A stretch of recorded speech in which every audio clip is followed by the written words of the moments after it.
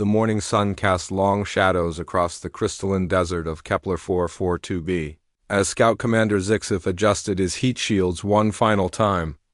The Vorthek military had been tracking the human prisoner for 72 standard hours now, and their prey showed no signs of slowing down. This defied every biological model in their extensive databases. "Impossible," muttered Zixith, his mandibles clicking in frustration as he studied the thermal readings on his scanner. The human's heat signature burned bright against the cool desert floor, a steady beacon that had been moving non-stop since the prison transport crashed. 3 days. No rest periods detected. No stops for sustenance or hydration. Just continuous movement across some of the most hostile terrain in the galaxy. The Vorthak Scout Force had been chasing escaped prisoners across a dozen worlds for over 2 centuries. They knew the patterns. Most species lasted 6 to 8 hours before exhaustion forced them to seek shelter. The stronger ones might manage 12 hours if they were lucky. But this human had shattered every record in their files. Zixith's second-in-command, Krelth, approached with fresh scanner data. "Sir, the human's pace hasn't decreased. If anything, the readings suggest slight acceleration over the last few hours. Our biological experts are calling it impossible." "Show me the terrain analysis," Zixith ordered, his 4 eyes narrowing as he processed the information. The landscape ahead was a nightmare of jagged rock formations and thermal vents that could cook flesh in seconds. Between the rocky outcroppings lay stretches of loose sand that would swallow a being whole if they chose the wrong path. No water sources existed for another 100 kilometers. "The human is taking the most direct route," Krelt H. reported, his voice tinged with something that might have been respect. "Not the safest path, not the easiest path. The shortest possible distance to the nearest settlement. Almost as if it has memorized our orbital surveys." Zixith H. felt his scales ripple with unease. The Vorthak were apex predators on their homeworld, evolved for endurance hunting across vast ice plains. Their respiratory systems could process oxygen with incredible efficiency. Their muscles could function on minimal energy for days. Yet this soft-looking human with its pale skin and apparent fragility was outrunning them. The prisoner transport had been carrying a single human captive, designated as Subject 847. The transport records indicated the human had been captured during a raid on a mining colony, classified as a non-combatant. Standard protocol suggested a weak civilian who would likely die within hours of exposure to Kepler 442b's harsh environment. The escape had been viewed as a minor inconvenience rather than a serious pursuit. That was before the human started running. Zixith remembered the first thermal scan after the crash. They had expected to find a body near the wreckage, or perhaps tracks leading to some nearby cave where the human had sought shelter. Instead, they found a clear trail heading directly into the most inhospitable region of the continent. The local wildlife had learned to avoid this area entirely. Even the hardy crystalline worms that could survive in molten rock stayed clear of these thermal fields. "Sir, incoming transmission from command," announced their communications officer. "Veltach, they're asking for a status update on the prisoner recovery." "Tell them we're still in pursuit," Zixith replied, though he was beginning to question whether this qualified as a pursuit anymore. The human had gained ground on them despite their advanced hover vehicles and superior knowledge of the terrain. It felt more like they were being led somewhere. Rather than chasing an escapee, the scout commander pulled up the human species file on his portable terminal. Homo sapiens. Average lifespan 70 to 80 years. Native gravity slightly lower than Vorthek standard. No remarkable physical adaptations noted. Classified as a moderate threat species with limited expansion potential. The file made no mention of extraordinary endurance capabilities. "Krelth, when did our scouts last make visual contact with the human?" 18 hours ago, sir. Thermal scans only since then. The terrain has been too rough for close approach. Zixith studied the topographical map, noting the increasing difficulty of the path ahead. The human was approaching the scorched valley, a region where surface temperatures reached levels that would quickly prove fatal to most known species. The thermal vents created a maze of superheated air pockets that could cook internal organs before the victim even realized they were in danger. Perhaps the human doesn't understand the danger ahead, suggested Krelf. Its species may lack the sensory capability to detect thermal hazards. No, Zix said slowly, watching the steady progression of the heat signature on his screen. Look at the path selection. The human is avoiding the most dangerous vents while maintaining optimal speed. It knows exactly where it's going. The implications sent a chill through Zixith's exoskeleton. If the human possessed such detailed knowledge of this world's geography, it suggested planning, preparation. This was no desperate flight by a panicked civilian. This was something else entirely. Sir, should we request additional units? The human is approaching the territorial boundary. If it reaches the neutral zone, we'll lose jurisdiction. Zixith considered the options. More troops would mean more paperwork, more questions from command about why a single human had required such resources. But the alternative was allowing their prey to escape, which would raise even more uncomfortable questions about Vorthok competence. Not yet, he decided. We'll maintain pursuit. But I want continuous monitoring of all communications in case this human has allies. As the suns began to set, painting the crystal formations in shades of amber and gold, Zixith found himself looking forward to the night cycle. Kepler 442b's temperature would drop significantly after dark, forcing even the hardiest creatures to seek shelter or warmth. Surely the human would have to stop then, but as the hours passed and the heat signature continued its relentless progress through the darkness, Zixth realized he was witnessing something unprecedented. The human wasn't just running. It was demonstrating capabilities that challenged everything the Vorthak understood about biological limitations. Sir, Voltage called out, his voice tight with concern. Long-range sensors are detecting unusual electromagnetic activity ahead. The signature is consistent with human technology. Zixith felt his blood chill. If the human was heading toward some kind of rendezvous point or hidden installation, this pursuit had just become infinitely more complicated. He began to wonder if they were the hunters or if they had somehow become the hunted. The night stretched ahead of them, full of questions that demanded answers. Somewhere in the darkness, a human continued to run, and Zix was beginning to understand that everything he thought he knew about this species might be dangerously wrong. The electromagnetic signature grew stronger as the night deepened, and Zix found himself questioning every assumption his species had made about humans. The thermal readings showed the human had maintained pace for 84 consecutive hours now, crossing terrain that would challenge a Vorthok military unit with full equipment support. Analysis of the electromagnetic source? Zix demanded as his team's hover vehicles navigated the treacherous path through the scorched valley. The air shimmered with residual heat from the day's thermal vents, creating a landscape that looked like the surface of a dying star. Preliminary scans suggest a communication array, reported Velth. His voice strained as he fought to maintain sensor lock through the interference. But the power output is enormous, far beyond what our intelligence reports indicate for human portable technology. Krelf leaned over the scanner display, his mandibles clicking rapidly in the Vorthak equivalent of nervous energy. Sir, if the human was heading toward an extraction point, why maintain such a punishing pace? Any rescue operation would have factored in recovery time. The question had been gnawing at Zixith as well. Military doctrine suggested that escaped prisoners would seek the nearest safe haven and wait for rescue. The human's behavior violated every tactical principle in their databases.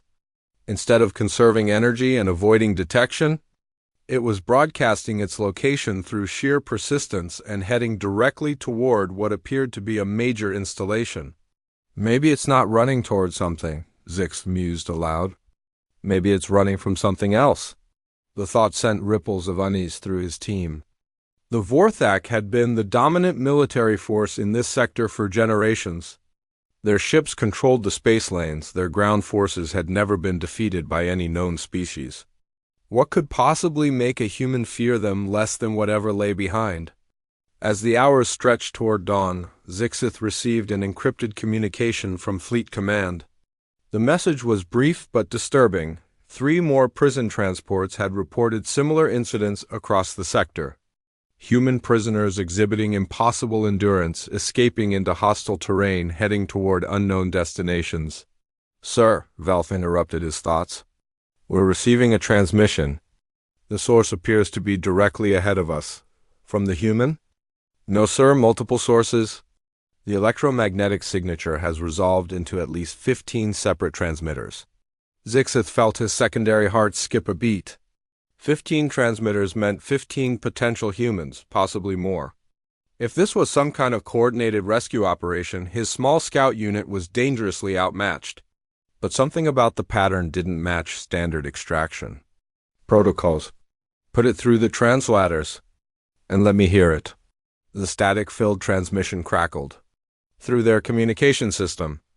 Voices speaking in human languages, but the tone was wrong. Instead of the crisp military communications he expected, the voices carried an underlying current of excitement. Almost celebration. "7. Confirmed making excellent time. Thermal. Readings show sustained pace despite environmental. FACTORS. Exceeding. All projections by 40% minimum. The specimen. 847 approaching the checkpoint ahead of. SHEDUL. Zixith S. Blood ran cold. Specimen, not prisoner, not soldier. Not person, specimen. The humans were conducting some kind of experiment, and their escaped prisoners were test subjects. Krelf. Pull up the files on all recent human prisoners. Look for patterns in their capture locations, physical condition, anything that might indicate selection criteria. While his second worked frantically at the data terminal, Zixt H tried to process the implications. If humans were deliberately getting themselves captured to test something, it suggested a level of strategic thinking that their intelligence assessments had completely missed. It also meant that everything about this pursuit had been orchestrated. "Sir, this is disturbing," Krelt H reported. "All the escaped human prisoners share similar physical characteristics. Age range between 20 and 35, excellent physical condition, no obvious augmentations or genetic modifications. But there's something else." "What?" "They were all captured in non-combat situations. Mining colonies, research stations, civilian transports. Never during military engagement. Almost as if they wanted to be taken." The pieces began falling into place with horrifying clarity. The humans hadn't been captured at all. They had infiltrated Vorthok prison systems as part of some larger plan. The question was what they were testing, and why they needed to do it inside Vorthok-controlled territory. As the first light of dawn began to illuminate the crystal formations around them, Zixt finally caught sight of their quarry. The human appeared on a ridge approximately 2 kilometers ahead, silhouetted against the rising sun. Even at this distance, Zixt could see that the figure was still moving at a steady pace, showing no signs of fatigue or distress. "Magnify and analyze," he ordered. The enhanced image that appeared on his screen challenged everything he understood about biological limits. The human's posture remained upright and controlled. Its gait showed no signs of the stumbling or irregularity that should accompany severe exhaustion. Most disturbing of all, thermal analysis suggested the human's core temperature had remained stable throughout the entire ordeal. "Sir." "That's impossible," breathed Krelt H. "No known species can maintain temperature regulation under these conditions without technological assistance." "Maybe they have technological assistance," Zixith replied grimly. "Assistance we can't detect with our scanners." The transmission chatter had increased in volume and frequency as they approached the electromagnetic source. Zixth began to make out more details through the interference.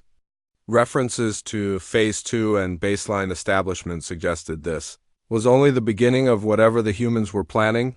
"Contact Fleet Command," he ordered. "Priority alert. We may be dealing with a first contact scenario involving unknown human capabilities. Request immediate reinforcement and scientific analysis team." But even as he gave the order, Zix suspected it might already be too late. If humans could sustain this level of performance under extreme conditions, it meant their military assessments were not just wrong but dangerously inadequate. A species that could operate in environments that would kill most other life forms, that could maintain peak performance for days without rest or sustenance, represented a threat level that the Vorthic Empire was not prepared to handle. The human disappeared over the ridge. But the electromagnetic signatures ahead were growing stronger. Whatever lay beyond that hill was going to provide answers. But Zix was beginning to fear that those answers would fundamentally change everything his civilization thought they knew about their place in the galaxy. His scanner began detecting new energy signatures. Multiple power sources coming online in sequence. The humans weren't just testing endurance limits. They were activating something big. The valley beyond the ridge defied everything Zixith had expected to find. Instead of a small human outpost or temporary shelter, he was looking at an installation that dwarfed most Vorthic military bases. Massive structures rose from the crystalline desert floor, their surfaces gleaming with energy conduits that pulsed with alien power signatures. "By the ancestors' teeth," whispered Krelt H., his scanner trembling in his claws. "How long has this been here?" Zix studied the architectural patterns, trying to make sense of what he was seeing. The buildings followed no human design principles from their intelligence files. These structures were built for endurance, designed to withstand the extreme thermal cycling of Kepler-442b's environment. But more disturbing than their alien appearance was their obvious permanence. This wasn't a temporary research station. This was a colony. "Sir, I'm detecting at least 300 human life signs within the complex," reported Veltach. "But the energy output suggests the facility could support 10 times that number." The escaped human had reached the facility's perimeter and was being greeted by others of its species. Through his magnification scope, Zixith watched what appeared to be a celebration rather than a simple arrival. The humans were examining their escaped colleague with scientific instruments, recording data, taking biological samples. "They're studying him," Zixith realized aloud. This whole escape was an endurance trial. But even as the pieces fell into place, new questions emerged. If humans possessed the technology to build and maintain a facility of this magnitude in secret, why had they allowed themselves to appear weak during first contact? Why pretend to be a minor species with limited expansion potential? The answer came in the form of a transmission directed specifically at his position. The signal bypassed their encryption protocols effortlessly, arriving as clear as if it originated from their own communication array. "Commander Zixith of the Vorthic Scout Division," came a human voice speaking perfect Vorthic military dialect. "You are requested to approach the main facility for discussion. Your vehicles will not be harmed, and you will be permitted to leave after the briefing." Zixth H felt his scales flatten against his body in shock. Not only did the humans know his name and rank, they were speaking his language with grammatical precision that suggested decades of study. The implications were staggering. "Sir, what are your orders?" asked Krelth, his voice barely above a whisper. Zixith considered their options. They could retreat and report what they had found, but the humans clearly possessed surveillance capabilities that had been tracking them throughout the pursuit. They could attempt to call for backup, but their communications might be compromised. Or they could accept the invitation and discover exactly what they were dealing with. "We proceed to the facility," he decided. "Full sensor recording? If we don't report back within 6 hours, Velth, you have standing orders to transmit all our data to Fleet Command." The approach to the human facility provided increasingly disturbing revelations. The structures were not only larger than they had appeared from the ridge, they were also significantly more advanced. Energy shields flickered around critical systems. Atmospheric processors maintained perfect environmental conditions, and defensive installations tracked their vehicles with precision that made Zixith's military training scream warnings. "Sir, those weapon arrays," Krelth observed, his voice tight with professional assessment. "They're not just advanced. They're using principles our physicists have theoretical knowledge of but have never successfully implemented. The main facilities. Landing platform extended to accommodate their vehicles with perfect precision, suggesting the humans had detailed specifications for Vorthek equipment. As they disembarked, Zix noted that the atmospheric composition had been adjusted to optimal levels for his species. The humans weren't just expecting them. They were prepared for extended interaction. The human who greeted them was unlike any from their intelligence files. Tall, lean, with the distinctive look of someone adapted for endurance rather than strength, she moved with fluid efficiency that spoke of generations of genetic optimization. Her eyes held intelligence that seemed to catalog everything about them in seconds. "Commander Zixth," she said in flawless Vorthek, "I am Dr. Sarah Chun, Director of the Adaptation Project. Thank you for accepting our invitation. Adaptation Project?" Zixth managed to ask, though his voice betrayed none of the uncertainty he felt. "What you witnessed over the past 72 hours was the final field test of our species' biological modifications," Dr. Chun explained as she led them through corridors lined with monitoring equipment. "We needed to verify that our enhanced humans could operate effectively in extreme environments while under pursuit by the galaxy's most renowned tracking specialists. They passed observation chambers where humans were undergoing various tests. Zixth H saw individuals running on machines that simulated different gravitational conditions, others breathing in atmospheric mixes that would be toxic to unmodified humans, and still others demonstrating reaction times that approached the theoretical limits of neural transmission. "Enhanced?" Krelt H asked, his scientific curiosity overriding his military caution. "Genetic optimization combined with controlled adaptation therapy," Dr. Chun replied easily. "We've eliminated the biological limitations that restricted our species to narrow environmental parameters. Sleep requirements reduced by 80%. Nutritional needs minimized through improved metabolic efficiency. Temperature tolerance expanded to function in conditions that would kill our ancestors." Zixith felt a chill that had nothing to do with the facility's climate control.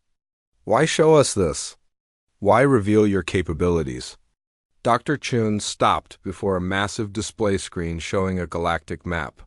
Red dots marked Vorthek-controlled systems, blue dots indicated human territories, and green dots showed areas marked as Phase 2 implementation. "Because the time for secrecy has ended," she said simply. "Your species has dominated this sector through superior endurance and environmental adaptation. You've conquered worlds that other species couldn't even visit. But evolution doesn't stop, Commander. It just finds new expressions." The map shifted, showing projected expansion routes that would put human colonies in direct competition with Vorthek territories. But these weren't the cautious, resource-dependent expansions typical of most species. The projected routes went through systems previously considered uninhabitable. "We're not declaring war," Dr. Chung continued, noting Zixith's expression. "We're announcing our intention to compete on equal terms. Your species will no longer have exclusive access to extreme environment worlds." Zixith stared at the display, processing the implications.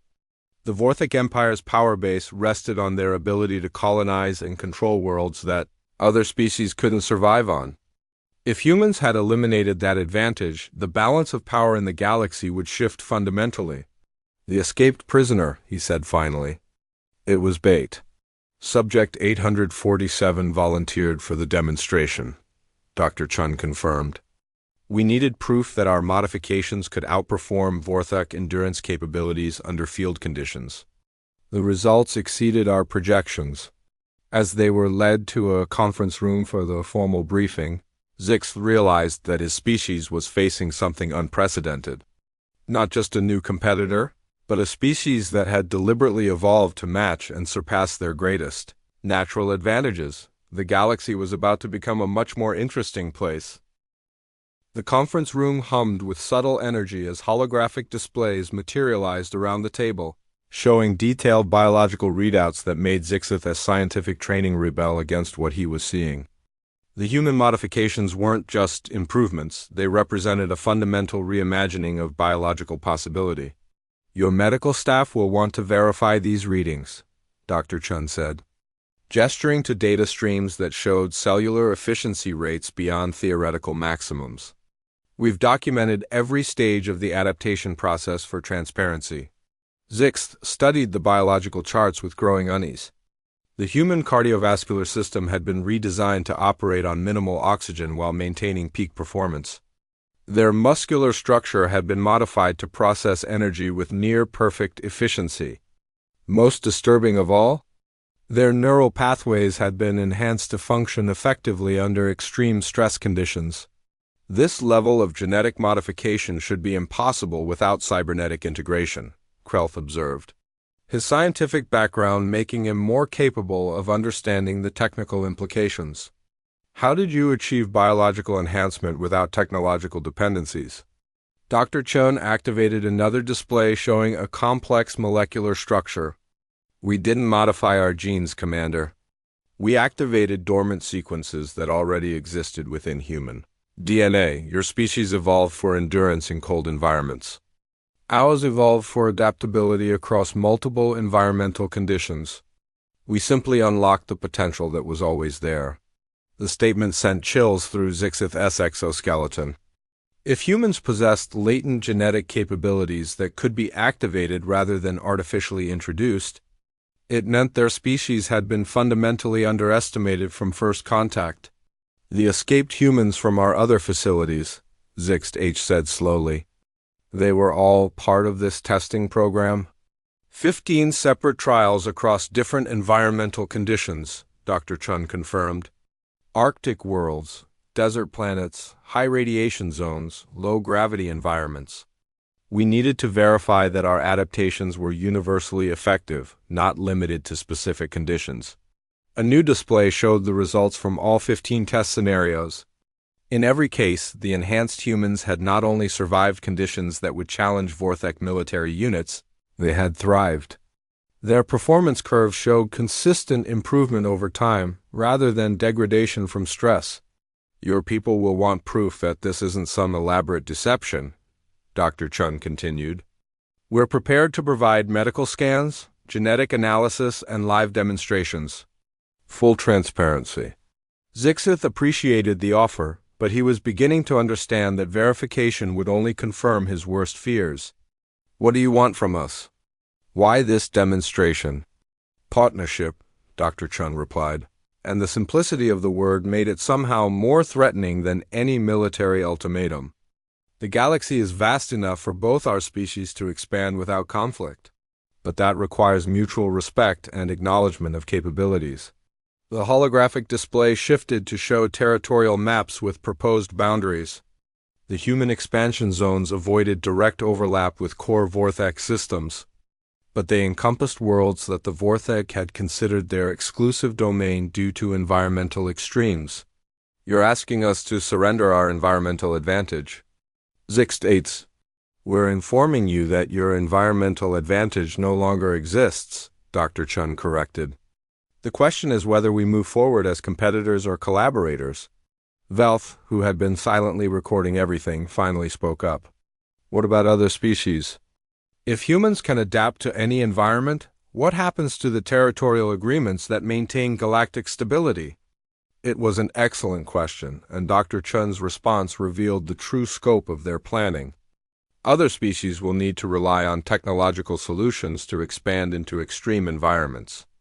We're offering partnership. Agreements for shared development of worlds that require both technological and biological advantages. Zixith realized he was witnessing the emergence of a new galactic power structure. Humans weren't just claiming environmental superiority, they were positioning themselves as necessary partners for any species seeking expansion beyond their traditional comfort zones. The timeline for these modifications, Krelt asked. How long have you been developing this capability? 57 years since first contact, Dr. Chun replied. We began adaptation research within months of encountering the Vorthek Empire. Your species represented both an inspiration and a challenge. If you could dominate extreme environments through natural evolution, we reasoned that we could achieve the same through controlled adaptation. The admission struck Zixif like a physical blow. The humans had been studying them for over half a century, learning their capabilities, developing countermeasures, all while maintaining the appearance of a minor species with limited ambitions. This facility, Zix gestured around them. How many others exist? 47 operational research stations across neutral space, Dr. Chun answered without hesitation. Each one specialized for different environmental conditions. We've been adapting our population gradually, preparing for the day when we could operate openly. The numbers were staggering. 47 secret installations meant thousands of enhanced humans, possibly tens of thousands. An entire shadow civilization that had been growing while the established galactic powers remained oblivious to their presence.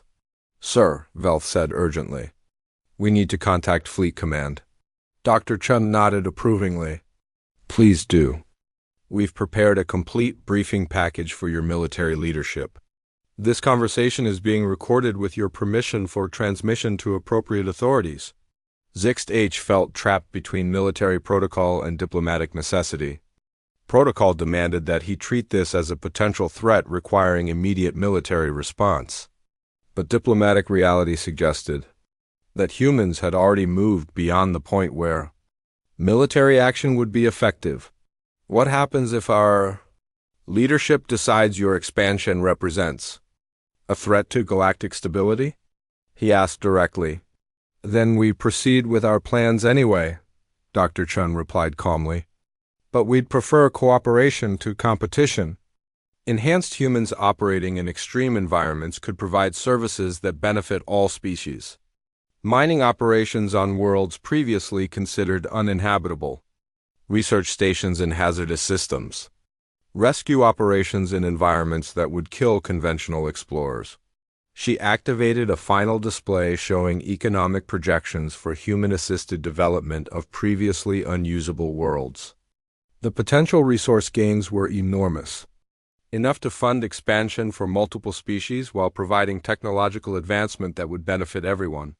You're offering to share the benefits of worlds you could claim exclusively, Zixith observed. Exclusive claim to uninhabitable worlds is meaningless, Dr. Chun pointed out. Shared development of previously impossible projects creates wealth for everyone involved. As the briefing continued, Zixith found himself confronting a species that had not only matched Vorthok capabilities but had surpassed them while maintaining a diplomatic approach that made military response both impractical and unnecessary. The galaxy was about to change, and the humans were offering his people a choice: adapt to new realities or be left behind by species that could. The transmission to Fleet Command crackled with encrypted urgency as Zixt H attempted to compress the implications of what he had discovered into military terminology. That would convey the appropriate level of concern without triggering panic protocols. Priority Alpha transmission, he began, his voice steady despite the chaos of information he needed to communicate. Scout Division reports contact with previously unknown human capabilities. Request immediate strategic assessment and diplomatic contact authorization. Admiral Korksith's response came within minutes, his four-dimensional image flickering through the facilities, communication array with crystalline clarity that suggested the humans had military-grade equipment far beyond their supposed technological level. Commander, clarify the nature of these capabilities. Are we dealing with technological advancement or biological enhancement? Zixith glanced at Dr. Chun, who nodded approvingly at his candor. Biological modification beyond our previous understanding, sir. Enhanced endurance, environmental adaptation, and operational capability that exceeds Vorthok baseline performance. The silence that followed stretched longer than normal transmission lag could account for. When Admiral Korks H responded, his voice carried the weight of someone processing information that challenged fundamental military assumptions.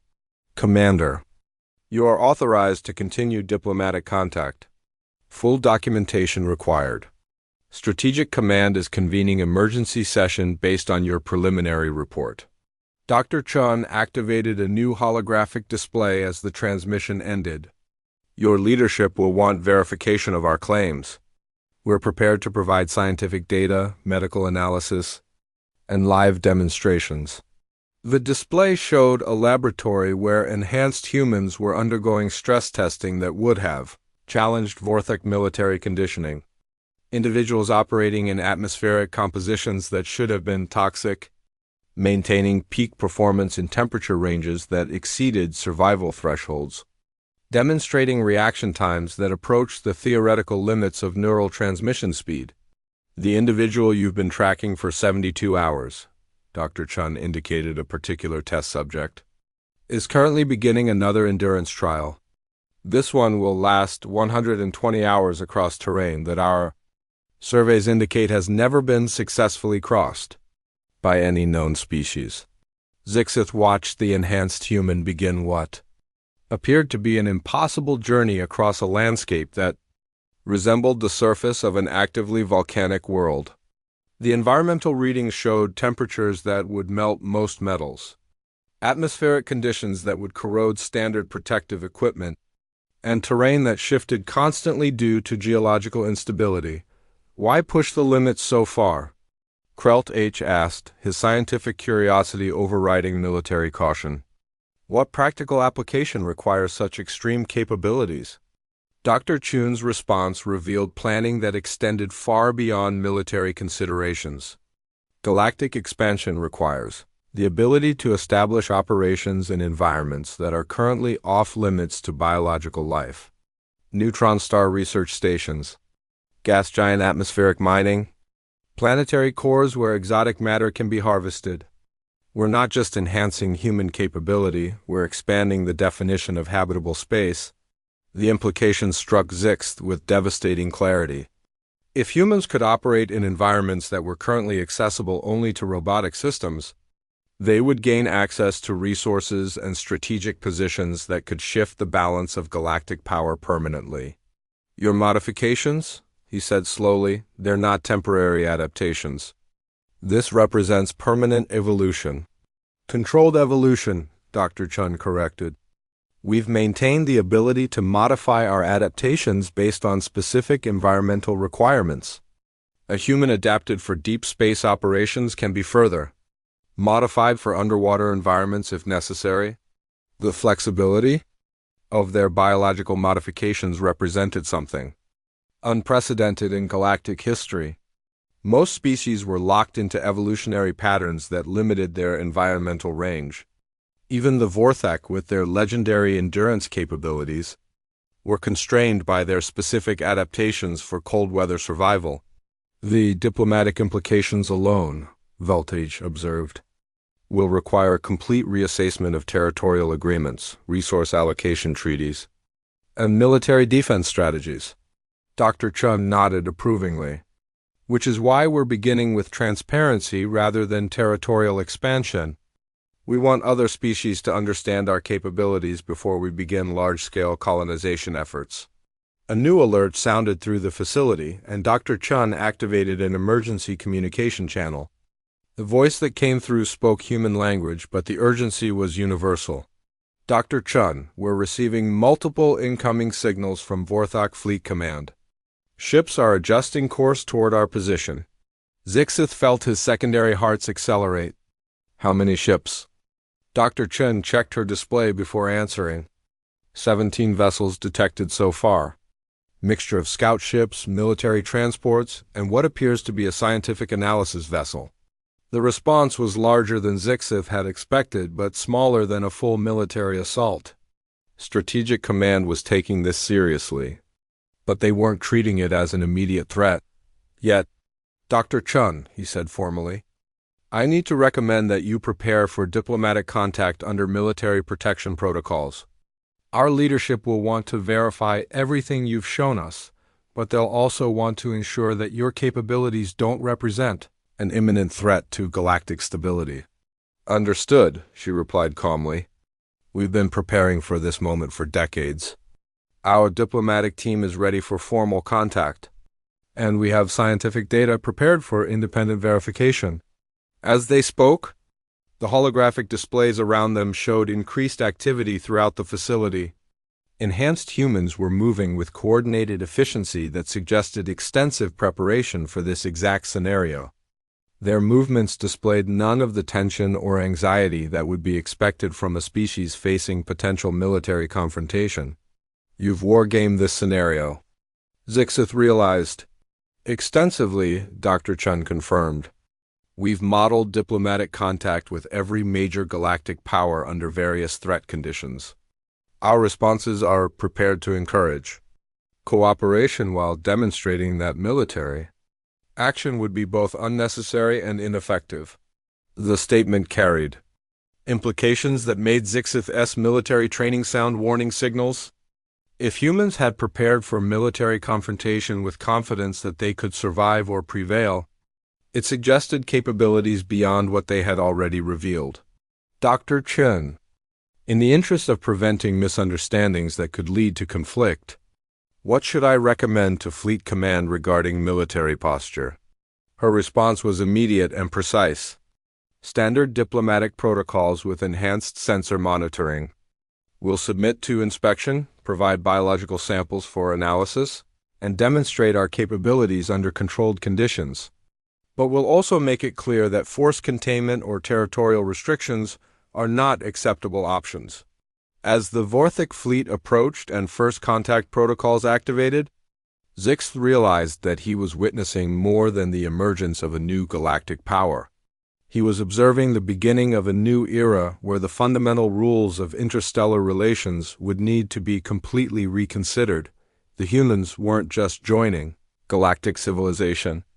They were reshaping it according to their own enhanced capabilities and expanded definition of possible. The arrival of the Vorthak fleet transformed the diplomatic dynamics in ways that neither species had fully anticipated. As Admiral Corksith's flagship settled into orbit above the facility, long-range sensors detected energy signatures that defied CONVN, AONAL, understanding of human technological capabilities. "Admiral," came the report from the fleet's science officer, "the human facility is generating power outputs equivalent to a small starbase, but the energy patterns don't match any known human technology from our databases." Admiral Corksith studied the readings with the methodical attention that had made him one of the most respected strategic minds in the Vorthak fleet. "Commander Zixith requests permission to bring a full analysis team to the surface. We need independent verification of everything you've reported." The request was transmitted through Dr. Chun's communication array, and her response demonstrated the depth of human preparation for this moment. "Permission granted, Admiral. We've prepared laboratory facilities specifically for independent analysis by Vorthak scientific personnel. We want complete transparency in this process." Within hours, the facility had been transformed into a center for unprecedented scientific cooperation.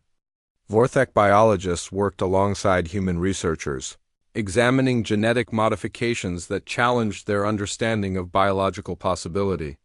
The results were both fascinating and deeply unsettling. Dr. Zolth, the fleet's chief biologist, emerged from the first day of analysis with findings that would require complete revision of their species assessment protocols. "Admiral, the human modifications are not only genuine, they represent evolutionary advancement that surpasses our theoretical projections for biological optimization." The enhanced humans submitted to extensive testing with patient cooperation that impressed even the skeptical Vorthak researchers. Cardiovascular analysis revealed efficiency rates that approached mechanical perfection. Neurological scans showed reaction times that exceeded the fastest recorded responses in their databases. Most remarkably, the modifications appeared to be stable and heritable rather than temporary enhancements.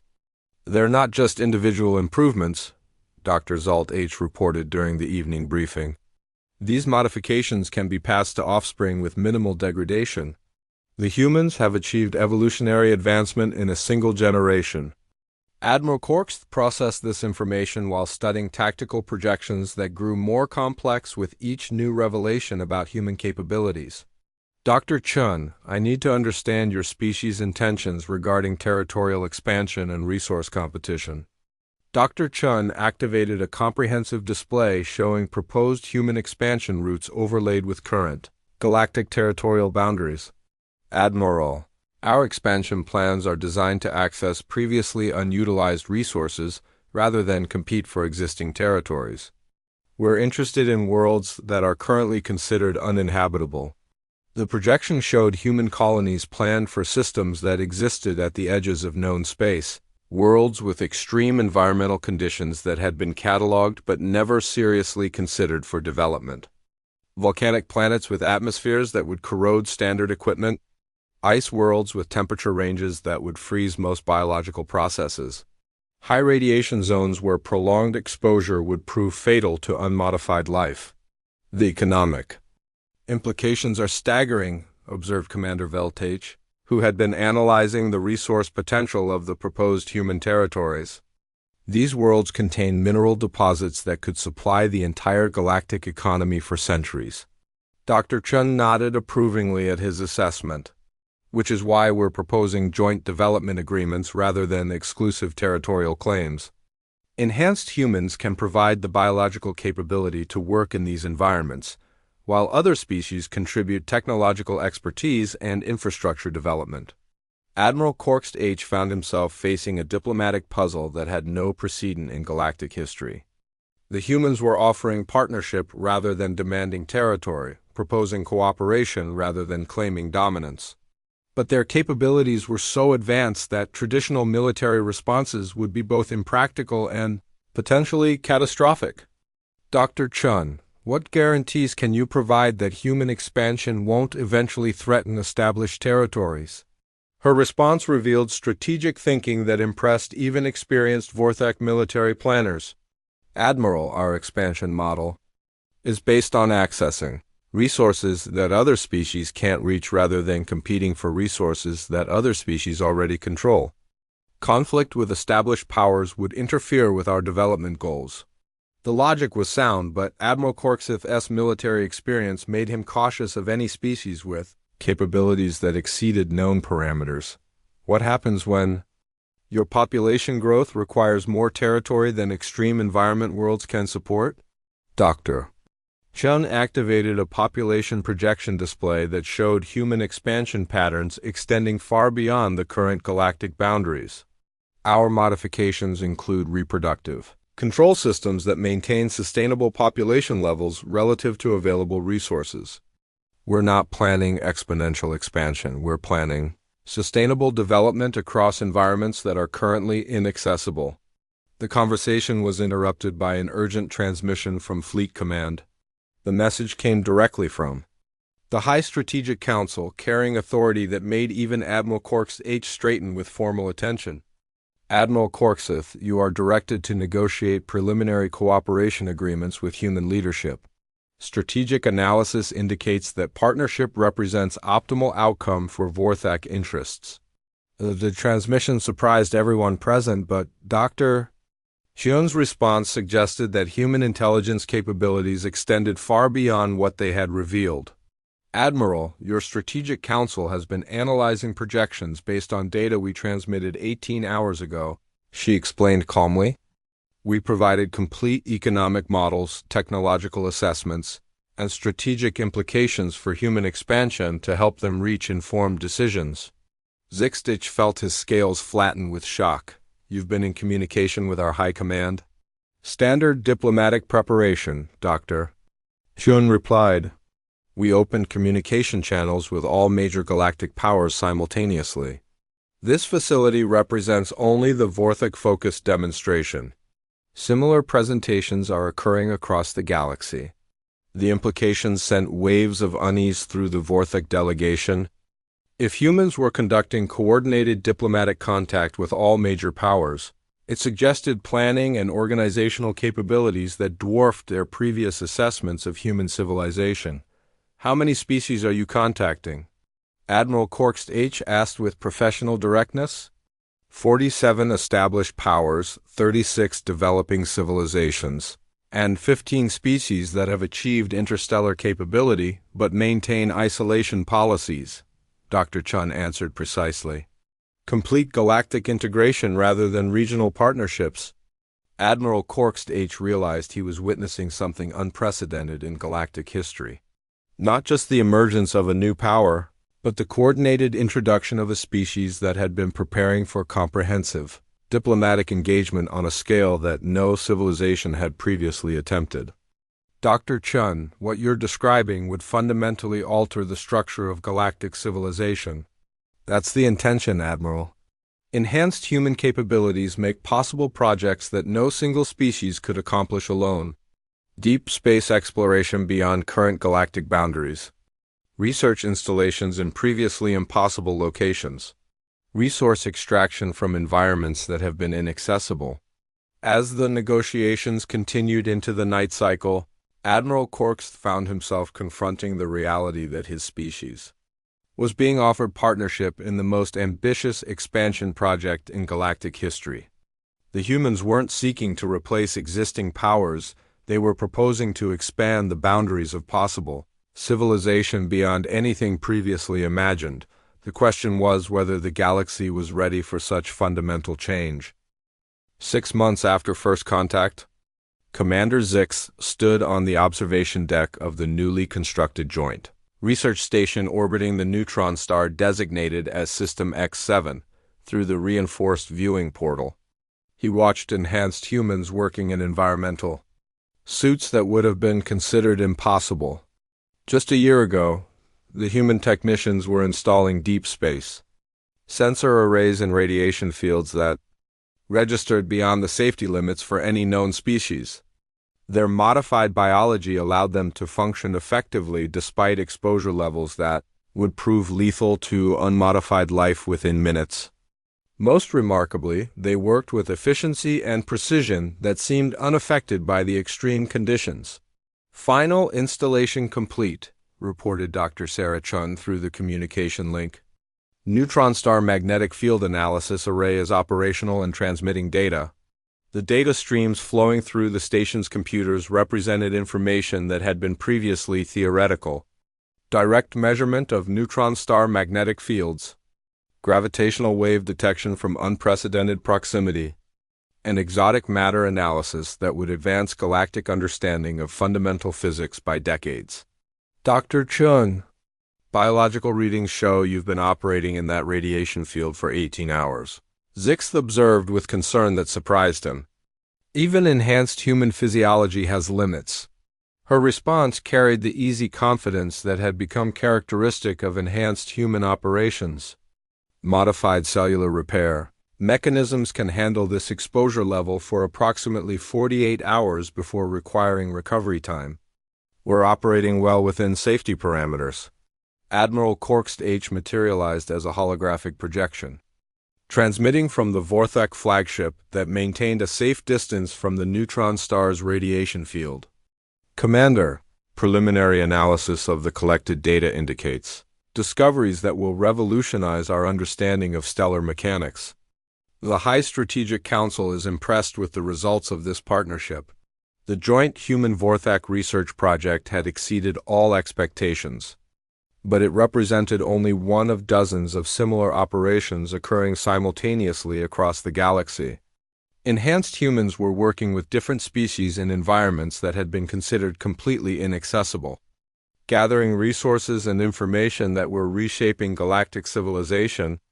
Admiral, incoming transmission from the Kepler 442b facility, reported the station's communication officer. Dr. Martinez is ready to brief you on the Phase 3 expansion timeline. The holographic display shifted to show Dr. Elena Martinez, whose appearance demonstrated the latest advances in human enhancement technology. Her modifications were so advanced that she barely resembled baseline human physiology, optimized for operations in the plasma fields surrounding stellar cores. Admiral Corksith, Commander Zixith. Our deep stellar research teams have identified 17 star systems where core material extraction is feasible using current enhancement protocols. The energy yields would be sufficient to power galactic civilization for approximately 10,000 years. Zixith studied the stellar cartography data with amazement that still surprised him. The humans weren't just accessing previously impossible environments, they were discovering resources that could fundamentally eliminate scarcity for all galactic species. Dr. Martinez, what's the timeline for developing extraction capabilities? Admiral Korks asked with the strategic focus that characterized Vorthik military planning. 18 months for prototype development, 36 months for full operational capability. But we'll need partnership agreements with species that can provide technological infrastructure for energy distribution on that scale. The conversation was interrupted by priority alerts from multiple sources. Emergency transmissions were arriving from diplomatic stations throughout the galaxy, all carrying similar reports of unprecedented discovery and opportunity. Sir, we're receiving contact requests from 43 different species, reported the communication officer. They're all asking about partnership agreements for accessing extreme environment resources. Dr. Chun's image appeared on a secondary display, transmitting from a research station in the Andromeda approach vector, where enhanced humans were conducting preliminary surveys for intergalactic expansion. Admiral, we're ready to brief you on Phase 4 planning. Phase 4 represented ambitions that stretched beyond the current galaxy entirely. Enhanced humans had demonstrated the capability to survive in the vacuum of intergalactic space, operating with minimal life support while conducting surveys of neighboring galaxies for potential expansion opportunities. Enhanced humans adapted for intergalactic travel can establish forward research stations in Andromeda within 5 years. Dr. Chun reported with calm precision. Initial surveys indicate resource availability that could support civilization development beyond current galactic capacity. Zixith found himself contemplating a future where the boundaries of possible civilization extended beyond anything his species had imagined. Enhanced humans weren't just changing the rules of galactic politics, they were expanding the definition of accessible universe. Commander, Admiral Korks said privately through encrypted communication, your assessment of human intentions and capabilities 6 months ago has proven accurate in every detail. What's your projection for long-term galactic stability? Zixth considered the question while watching enhanced humans continue their work in conditions that would destroy conventional life. Admiral, I believe we're witnessing the emergence of post-scarcity civilization. Enhanced humans are accessing resources on a scale that eliminates traditional competition for territory and materials. The assessment was supported by economic projections that showed resource availability expanding faster than population growth across all species. Enhanced human capabilities were unlocking wealth that made traditional territorial disputes obsolete. Dr. Chun, final question for this briefing cycle, Admiral Korks transmitted. Are there any environmental conditions that remain beyond enhanced human capability? Her response revealed the ultimate scope of human ambition. We're currently developing modifications for operations within black hole event horizons and for extended survival during universe-scale temporal events. Enhanced humanity is approaching the theoretical limits of biological adaptation to physical reality. As the briefing concluded and normal operations resumed, Zixth reflected on how completely his understanding of possible had changed. 6 months ago, he had been chasing what he assumed was a desperate, escaped prisoner across hostile terrain. Now he was partnering with a species that was redefining the boundaries of accessible universe. The human who had run for 72 hours without rest had been demonstrating capabilities that would reshape galactic civilization. Enhanced humanity represented not just biological advancement, but the emergence of a species capable of thriving anywhere physical laws permitted life to exist. The galaxy had become a much larger place, and enhanced humans were showing everyone else how to explore it. The greatest endurance test in galactic history had just begun, and it would determine whether other species could adapt quickly enough to remain relevant in a universe where In HA and CED, humans were setting the pace for expansion beyond all previous limitations. Zixith watched the enhanced humans continue their impossible work and realized that the chase was far from over. It had simply expanded to cosmic scale,